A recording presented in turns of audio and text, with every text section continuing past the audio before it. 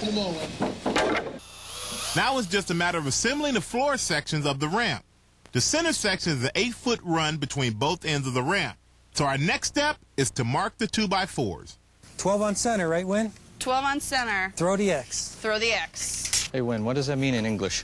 We're marking these boards right now so Okay. that we can see where the ribs are going to go. It's going to have ribs similar to the curve, and they need to be placed 12 on center. So the center of each board is going to be a measurement of 12 inches. It's really hard to measure that out because if I was trying to measure 12 inches from there, I'd have to, like, kind of try to keep my measuring tape, you know, right in the center of where that board would be. So instead what we do is we hold on to the very end, and we mark 12 inches, and then we put an X to one side, and that's throwing the X to the right. So what that means is where the X is, that's where the center line will be, and this is now the edge mark. Okay, that makes sense. A little carpenter lingo for you. Right on the X. Remember that foreign language? Last one. Uno mas. Our half pipe is really taking shape. When we return, we'll put the pipes in our half pipe. We'll also put down a special high-speed surface called Skate Light. It goes for $104 per sheet, and we'll tell you why it's worth it. We'll also bring in a pro skateboarder, but first, we have a few wrinkles to work out. Guess we miscalculated the double beam for the bend. Kick off football season with Ultimate Project. Bob Vila's Home Again has a new home on DIY Network tonight at 8.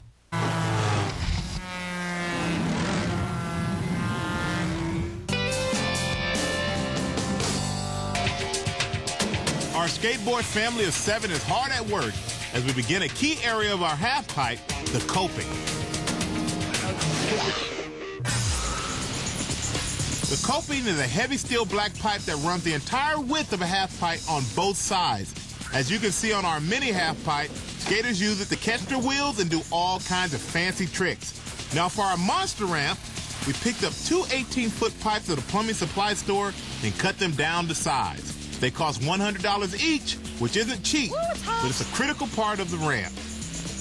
When you're on here, metal to metal, you'll be able to grind across. The plans call for the 2 3/8 diameter pipe to rest on a simple lip that we created at the top of our ramp. We'll use L-shaped anchor bolts that are threaded at the bottom so the pipe can be secured to the ramp. This is the best way to do it so there's no holes on top of the coping. If there was holes on top of the coping when you went to grind it, you'd get stuck. I'm good. Yeah. Bolts are just slightly longer than we need, so we have to just make a filler block. So when I look at this, I'm wondering, why are we doing the coping first before we put down the rest of the ramp? You want the plywood to come up to a lip on top of the metal. And all Sometimes you could put shimmies in there or something and then pop the plywood up a little bit higher. This is a shimmy. Hey, it's a family show. No, it's a shimmy. It's a dance move. Next, we put down all-weather adhesive. Then comes the half-inch plywood that will serve as a subfloor for our skating surface. Over the top and bring this down, and then we'll kind of let it slide down. And as we screw it down, we're going to be creating that curve. Okay. And so if we screwed the bottom down now, then the middle wouldn't have enough stretch to actually go any further. The chalk line will help us see where the studs are so we can screw into them. Ready for some weight. That's my job, man. I'm the weight. We're using self-countersinking deck screws and drilling them into the 2x4s and spacing them about a foot apart. This isn't for the faint of heart. You have to eat. You have to sleep. You have to breathe this sport, right? That's the way it is. What's the saying? What do they say? Skate or die. Skate or die, man. Skate or die. We've been going at it for more than 3 hours, and we're only about halfway through our 3,500 screws. Ow! No, I'm just kidding. That was a good one. Don't do that to me. What are you guys doing under there? Hey, well, I guess we miscalculated the double beam for the bend.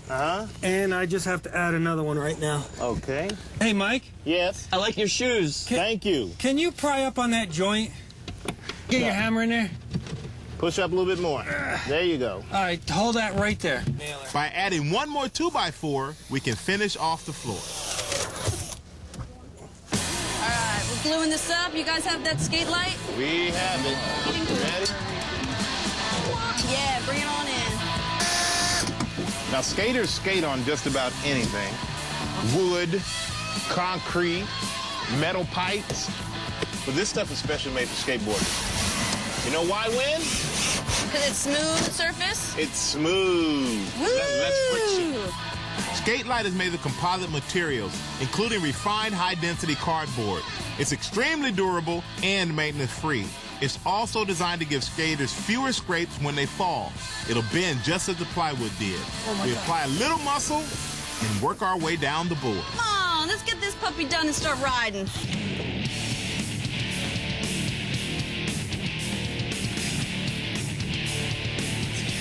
What are you ladies doing, making it look pretty? Nicole came up with the color.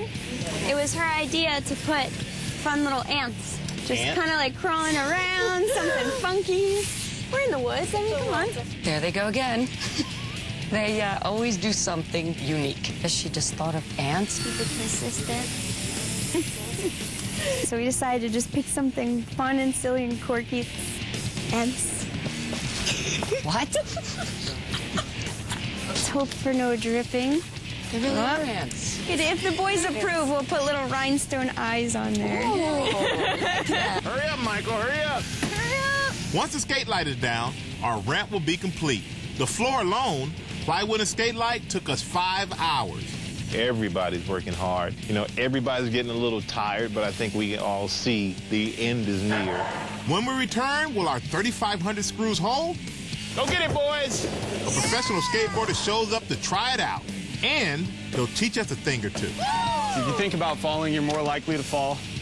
We'll also try to get out of here without somebody getting hurt. Please, no, I'm not doing it. I'm not doing it. Dan, I'm bigger than you. You can't make me do it. Dan begged me. I had tricks up my sleeve. Come on back. The all 5037. Earn your keep out here.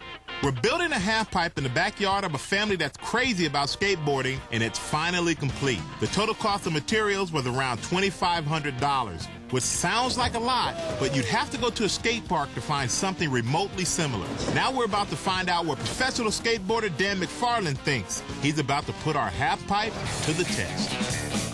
Dan is a top-notch teacher and the host of a best-selling DVD. In fact, he's taught thousands how to skateboard. So the question is, will he approve of our handiwork? The materials used on this ramp are really top-quality materials. It's really smooth. Your wheels slide around on it just right.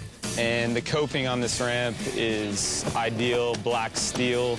And I think it's just an excellent job. To do it in the amount of time they did is very impressive. In skateboarding, it's like use it or lose it.